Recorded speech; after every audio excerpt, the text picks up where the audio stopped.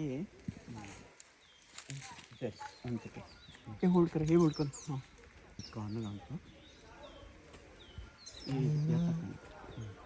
याचा कान ओके ये या इसको क्या है कि छोड़ो तुम मैं आपको सिखा रहा हूँ ये क्या इसमें छोड़ो ये पकड़ ये इतना बस है ना ये लेवल अच्छा रहता है ये नीचे ये बनिए Tai šiandien gaunam karmos darbų. Pakvietė į sodą padirbti. Tai einam, kad kvietė. Tai Donatas gal pirmą darbą. Mėšlą maišyti. Kompostą darėm. Maišą. Europoje tai mikserį pasijungia elektrinę mišalką ir pamaišai. Čia rankytėm. Bet užtat pienas būna labai skanus, kai mėšlai užaugytas. Va, čia, žodžiu, šventykla turi ir savo karvių. Vienas natūralus. Natūralnai produkt, taip sako. Va, mėšla maišą.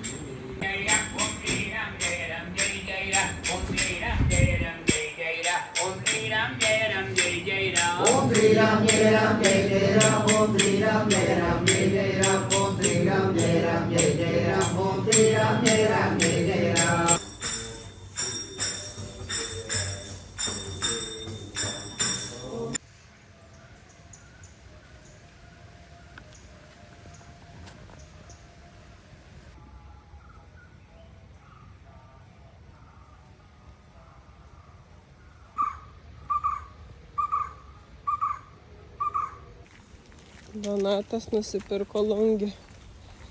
Va šitą. Čia labai populiaru.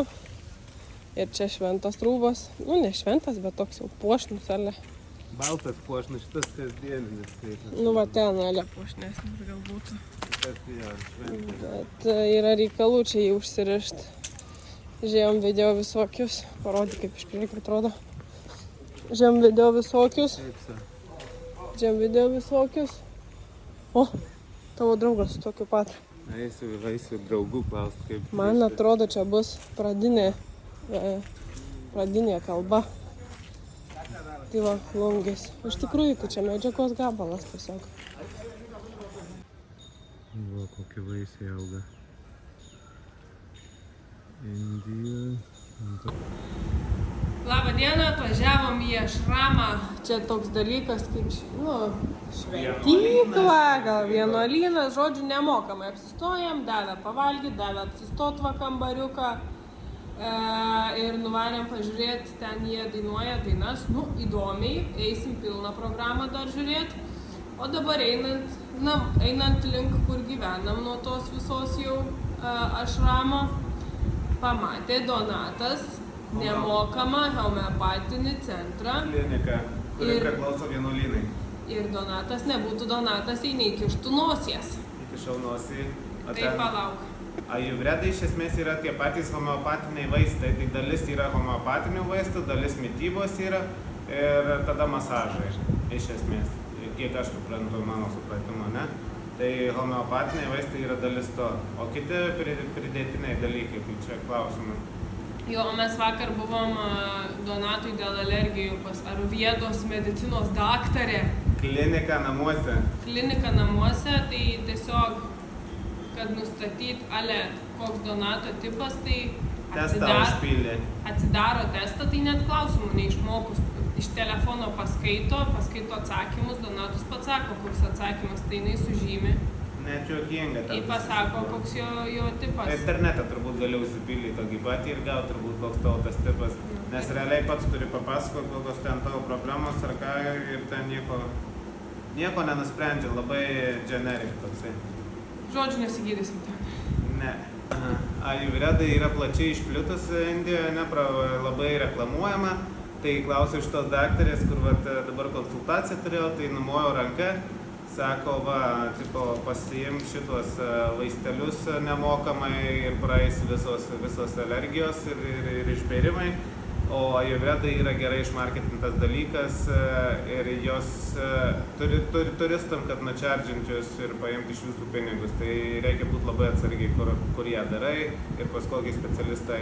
Ne visiems jos reikia, turint tik tai problemų ją reikia daryti. Arba vieną kartą į metus, priklausomai nuo jūsų došos profilio, tai nepasimaukit.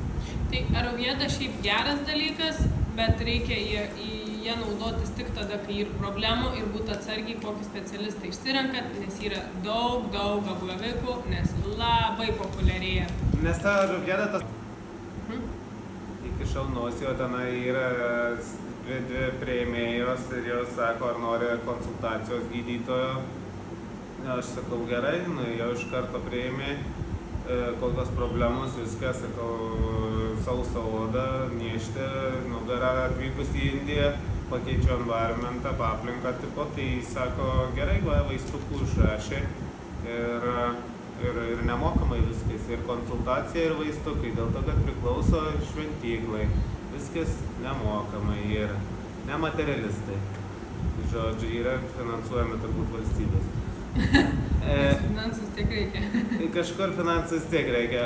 Ir dar apie ajurvedą.